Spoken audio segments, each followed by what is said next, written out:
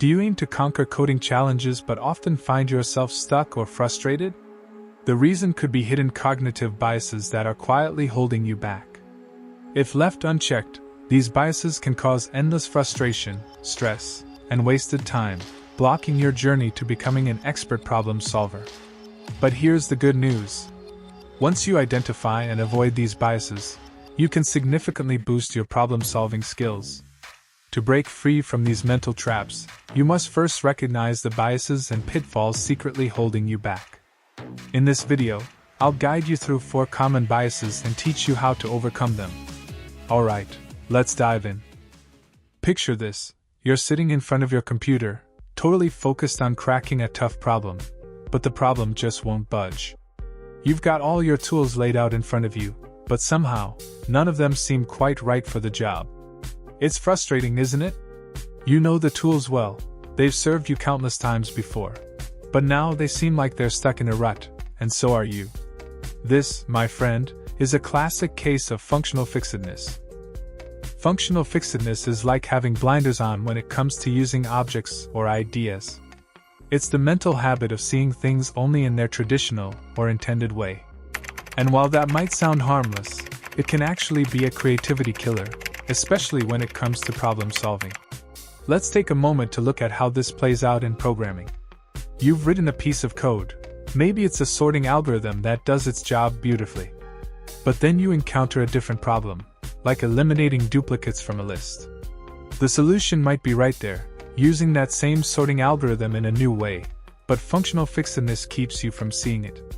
Instead, you might waste time searching for a brand new solution when the one you needed was already in your hands. This bias doesn't just limit your code's utility. It can also narrow your problem-solving approach. Say you're faced with a tricky bug, something that just doesn't add up. If you're locked into a conventional mindset, you might overlook the real culprit, like assuming a function can only behave in one way because that's all you've seen it do. This tunnel vision can make debugging a nightmare, as you keep hitting the same walls over and over. But the most significant impact of functional fixedness? It blocks innovation. Think about it. If you only ever see things as they've always been, how can you create something new?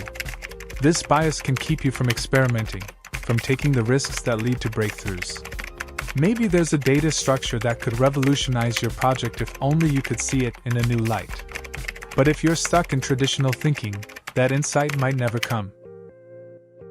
So, how do you break free? The key is to challenge yourself to see beyond the obvious. Force your brain to consider all possible uses for a tool, algorithm, or piece of code, even the ones that seem outlandish at first. Brainstorming, stepping away from the problem for a bit, or even bouncing ideas off a colleague can all help to shake off the shackles of functional fixedness. The more you practice thinking outside the box, the easier it becomes to do it when it really counts. So next time you're stuck, remember, sometimes the solution is already in front of you, you just need to see it differently. Suppose you're sitting at your desk, staring at the screen after hours of tracking down a stubborn bug in your code. You finally crack it, and suddenly it all seems so obvious. How did I miss that? You think.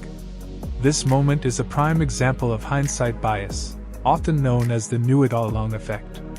Hindsight bias is a tricky mental trap where, after something happens, we convince ourselves that the outcome was predictable from the start. But here's the catch: more often than not, we didn't actually see it coming. This bias can cloud our memory and judgment, making us believe we had it all figured out when, in reality, we were just as uncertain as everyone else. For programmers, hindsight bias can be particularly troublesome. After solving a problem, you might find yourself thinking, "That was obvious," or "I should have expected that." While this might seem harmless, it can lead to overconfidence. The next time a challenge arises, you might underestimate its complexity, thinking that you'll spot the solution just as easily. This can cause you to overlook potential pitfalls, miss out on learning opportunities, and repeat the same mistakes because you didn't fully grasp the nuances of the issue at hand. But that's not all. When you convince yourself that you knew it all along, you might skip the crucial step of analyzing what really went wrong. You might brush off the need for deeper reflection, thinking there's nothing more to learn. This can stunt your growth as a problem solver. Another danger of hindsight bias is underestimating future risks. If you convince yourself that you would have predicted a past problem if only you had thought harder, you might start to believe that you're better at foreseeing issues than you actually are. This overconfidence can lead to shortcuts in testing, inadequate planning, and a lack of contingency measures, all of which set the stage for more problems down the line. So, how do you beat hindsight bias? One effective strategy is to document your decision-making process as you go. By recording your thoughts and reasoning in real time, you can later review what you actually knew and considered at the moment, rather than relying on a potentially skewed memory. By staying aware of hindsight bias and actively countering it, you can approach problem solving with a clearer, more objective mindset. This leads to better decision-making and ultimately makes you a stronger, more adaptive programmer.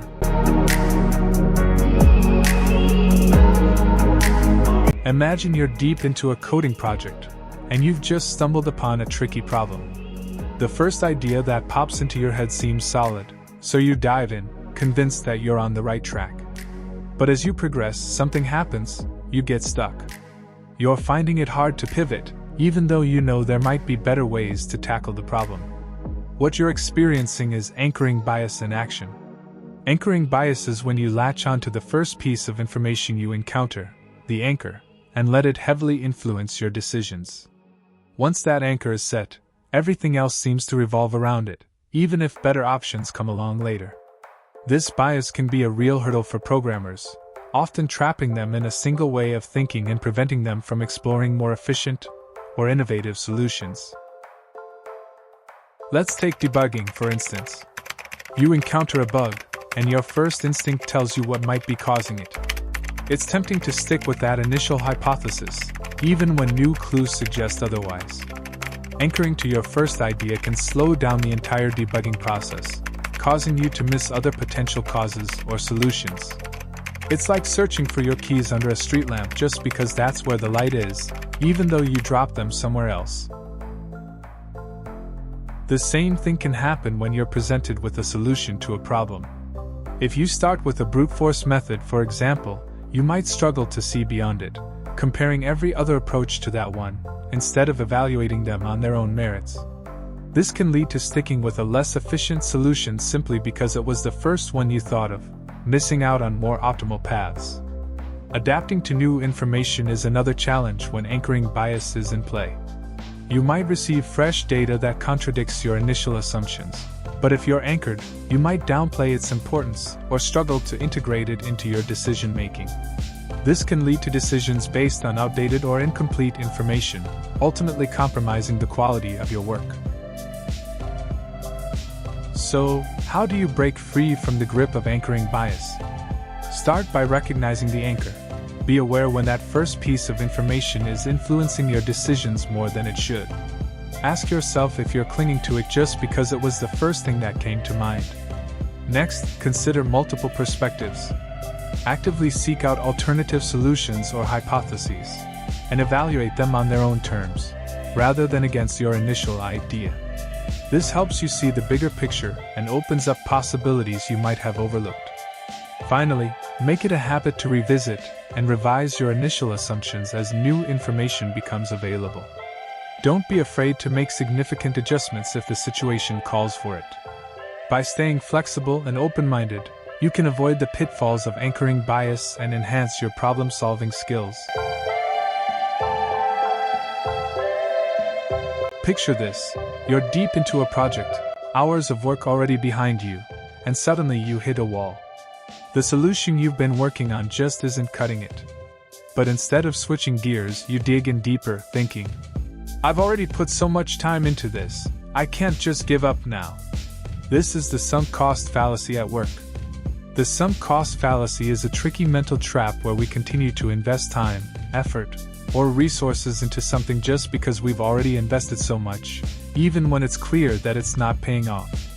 It's like trying to save a sinking ship by throwing more buckets of water overboard, even when you know a lifeboat is right there waiting. For programmers, this fallacy can be especially sneaky. You might find yourself clinging to a particular approach or piece of code simply because you've already spent countless hours developing it. Even when a better, more efficient solution is staring you in the face, the thought of abandoning all that hard work feels unbearable. So you stick with it, justifying your decision by the time already spent rather than what's actually best for the project. Let's say you've written a chunk of code that isn't performing as well as you'd hoped. You know it needs refactoring, reorganizing it to make it cleaner and more efficient, but the thought of reworking something you've already poured so much time into makes you resist. It's fine as it is, you tell yourself, but deep down, you know it's accumulating technical debt, making the code harder to maintain and more prone to bugs down the road. So, how do you break free from the sunk cost fallacy? Start by evaluating your decisions based on their current value. Ask yourself, is this approach really the best option right now? Not how much have I already invested? Lastly, focus on future benefits. Keep your eyes on what will bring the most value moving forward, rather than dwelling on what's already been spent. By shifting your focus from past costs to future gains, you can make decisions that drive your projects toward success, rather than dragging them down. In the end, overcoming the sunk cost fallacy is about being willing to let go of what's not working, no matter how much you've invested. It's about choosing progress over pride and making decisions that lead to better outcomes, even if it means leaving some of your hard work behind.